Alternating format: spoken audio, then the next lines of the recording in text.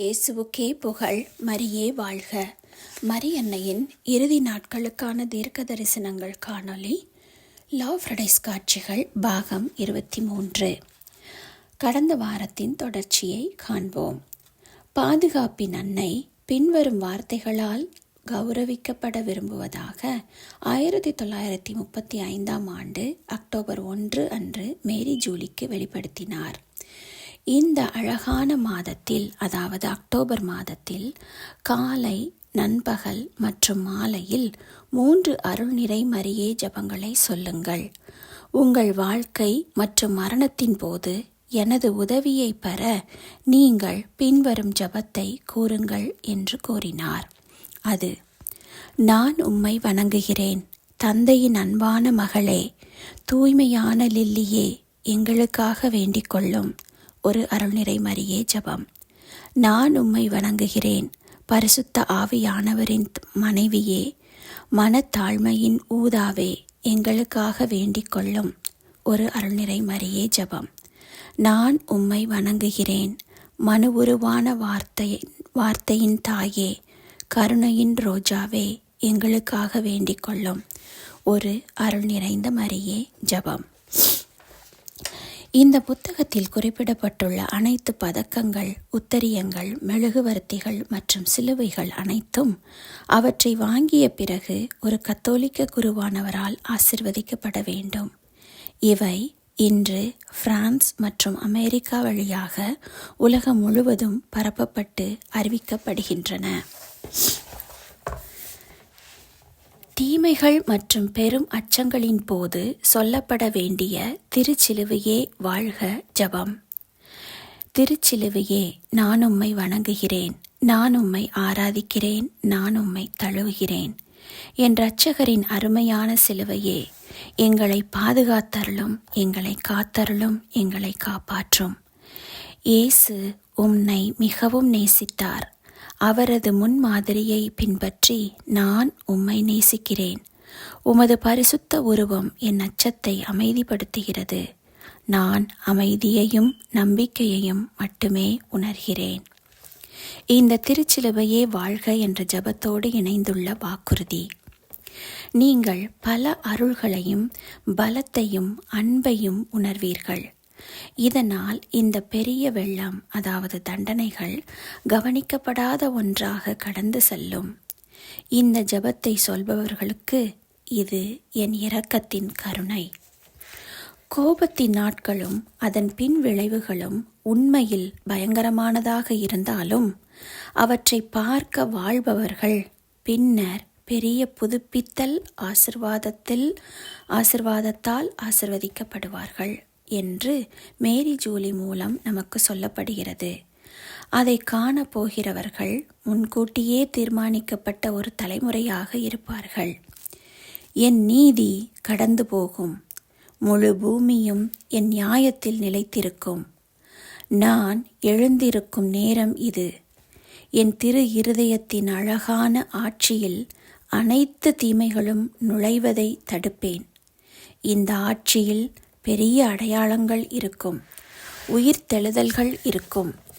நான் பாதுகாக்க விரும்பும், எழுப்ப விரும்பும், மீண்டும் செழிக்க விரும்பும் என் ஆன்மாக்களின் பாதுகாப்புக்கான அதிசயங்கள் இருக்கும்.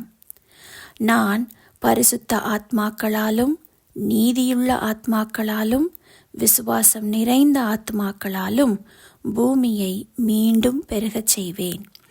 அமைதி அனைவரையும் கடந்த கால பிரச்சனைகளை மறக்கச் செய்யும். என் அருள் கண்ணீரை வற்றிவிடும். என் அதிசயங்கள் ஒவ்வொரு இருதயத்தையும் மகிழ்விக்கும். இவ்வாறு நம் ஆண்டவராகிய இயேசு கிறிஸ்து 13 நவம்பர் 1924 அன்று மேரி ஜூலியிடம் கூறினார். இப்போதிலிருந்து சில பிரார்த்தனைகளை பற்றி நாம் காண்போம். பிரார்த்தனைகள் மற்றும் புதிய பக்தி முறைகள் மற்றும் சிறப்பு கிருபைகள் வெளிப்படுத்தப்பட்டன. மேரி ஜூலியின் பரலோக வருகையாளர்கள் பெரும்பாலும் அவர்கள் வழங்க விரும்பும் புதிய பக்தி முயற்சிகளை மேரி ஜூலியிடம் பகிர்ந்து கொள்வார்கள். அல்லது ஏற்கனவே இருக்கும் பக்தி முறைகளுக்கு புதிய வாக்குறுதிகளை வெளிப்படுத்துவார்கள். அந்த பக்தி முயற்சிகளுக்கு இரக்கத்துடன் அதிக கிருபைகளால் வளப்படுத்துவார்கள். அதன் மூலம் விசுவாசிகளை அவற்றை பின்பற்ற ஊக்குவிப்பார்கள்.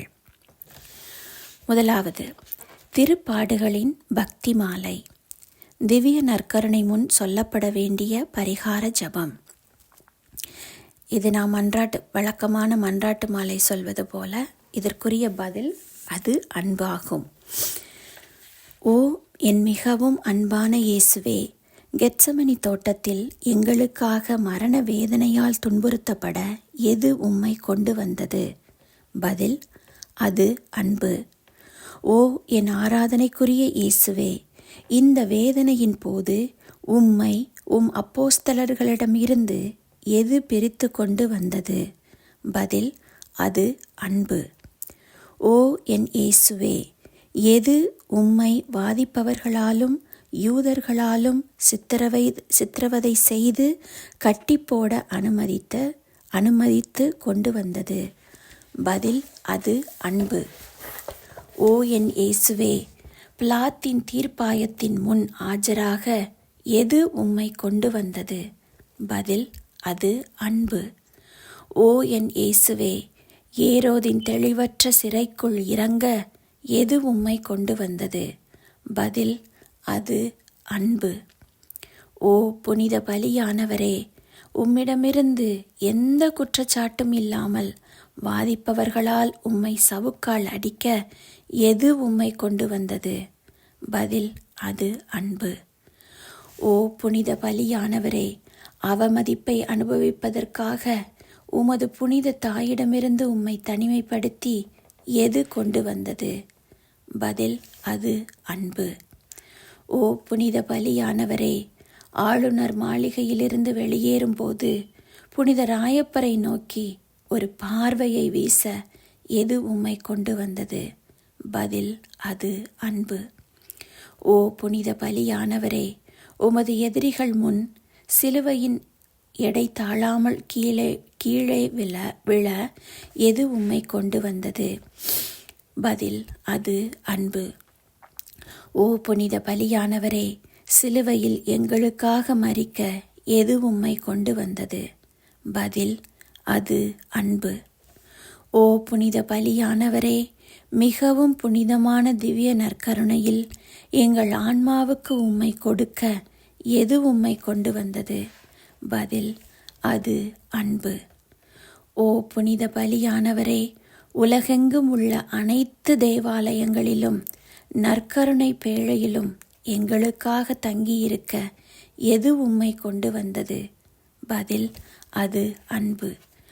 ஓ புனித பலியானவரே, அன்புள்ள குழந்தைகளே, பயப்பட வேண்டாம், அருகில் வாருங்கள். நான் தூங்குகிறேன், ஆனால் என் இதயம் கவனிக்கிறது. இவ்வாறு எங்களிடம் சொல்ல எது உம்மை கொண்டு வந்தது? பதில், அது அன்பு. ஆராதனைக்குரிய புனித பலியானவரே, உம்முடைய பரிசுத்த நற்கருணை பேழையை அணுகி உம்மை உடைமையாக்கி இந்த இன்பங்களில் மூழ்க எங்களை அனுமதிக்க எது உம்மை கொண்டு வந்தது? பதில், அது அன்பு, அது அன்பு.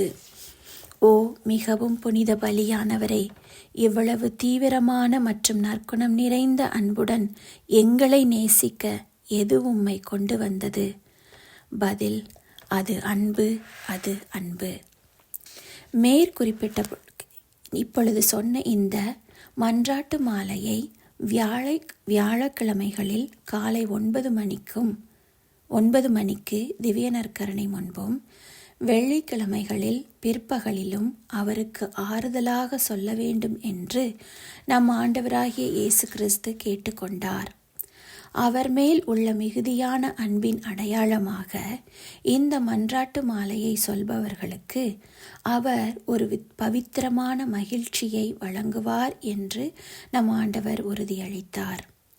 இந்த மன்றாட்டு மாலையை சொல்லும்போது, அன்பினால் நான் அவர்களுக்காக செய்த அனைத்தும் அவர்களின் இதயத்தில் கடந்து செல்லும் என்று அவர்கள் கூறுவார்கள். மேற்கூறியபடி இந்த மன்றாட்டு மாலையை சொல்பவர்களுக்கு ஒரு வெகுமதியாக அவர்கள் இறந்தவுடன் நான் உடனடியாக நித்திய தங்குமிடத்திற்கு அவர்களை ஈர்ப்பேன். அதாவது ஆன்மாக்கள் உடனடியாக அவரிடம் ஈர்க்கப்பட்டு அந்த நெருக்கடியான தருணத்தில் இரட்சிப்புக்கு தேவையான அனைத்து அருளையும் பெறுவார்கள். நம் ஆண்டவர் மேரி ஜூலியிடம் மேலும் கூறியது பின்வருமாறு: என் மீது உள்ள அன்பினால் எரியுங்கள். உங்களை தீக்கிரையாக்கும் தண்டனையிலிருந்து தப்பிக்க தேவையான கடைசி நீரோட்டத்தை என் இதயத்திலிருந்து விடுகிறேன். அனைத்து குற்றங்களாலும் எனக்கு ஏற்படும் வலியை மென்மையாக்க உங்கள் பிரார்த்தனைகளை தேட எனது அன்பு வருகிறது. அதாவது இந்த மன்றாட்டு மாலையை தேட எனது அன்பு வருகிறது என்று கூறியுள்ளார். நம் ஆண்டவராகிய இயேசு கிறிஸ்து மேலும் வாக்குறுதி அளித்தார்: ஒரு நாளுக்கு ஒரு முறையாவது இந்த மன்றாட்டு மாலையை செய்பவர்களை நான் ஆசீர்வதிப்பேன். அவர்களுக்கு ஒரு பவித்திரமான ஆசிர்வாதத்தை வழங்குவேன். நம் ஆண்டவராகிய இயேசு கிறிஸ்து மேரி ஜூலிக்கு கற்பித்த இந்த மன்றாட்டு மாலையில் மேரி ஜூலி சென்றபோது மேரி ஜூலி ஆண்டவரிடம் பின்வருமாறு கேட்டார்: ஆண்டவரே, காலத்தின் இறுதி வரை எங்களுடன் இருக்க நீங்கள் தயாராக இருப்பீர்களா? ஆண்டவர் பின்வருமாறு பதிலளித்தார்: இதுதான் அன்பு. 2. திருப்பலியின் போது 1000 பாவிகளை காப்பாற்ற பிரார்த்தனை. ஒவ்வொரு முறையும் நாம் திவ்ய நற்கருணையை பெறும்போது 1000 பாவிகளை காப்பாற்ற நம் ஆண்டவர் செப்டம்பர் 3, 1925 அன்று மேரி ஜூலிக்கு ஒரு எளிய வழியை கொடுத்தார். அது பின்வருமாறு: அன்புடன் துடிக்கும் என் இதயத்தில் 5 நிமிடங்கள் அவர்களை ஓய்வெடுக்கச் சொல். பின்வரும் எளிய வார்த்தையால் மட்டுமே என்னை பற்றி சிந்திக்கச் சொல். அது என்னவென்றால், இது நாம் நற்கருணை வாங்கியவுடன் சொல்ல வேண்டியது: நன்றி என் அன்பே, நீர் என்னில் வாழ்கிறீர், நான் உம்மில் வாழ்கிறேன் என்பதாகும். எனக்கு எப்படி ஆறுதல் அளிப்பீர்கள் என்ற அந்த சுவைக்கும் இனிமையை நீங்கள் காண்பீர்கள் இவ்வாறு சொல்லும்போது. 5வது நிமிடத்தில் 1000 பாவிகளின் மனமாற்றத்தை என்னிடம் கேளுங்கள். அது என் தெய்வீக தந்தைக்கு ஒரு பெரிய மகிழ்ச்சியாக இருக்கும், பரலோகத்திற்கும். நானும் அதையே உங்களிடம் கேட்கிறேன்.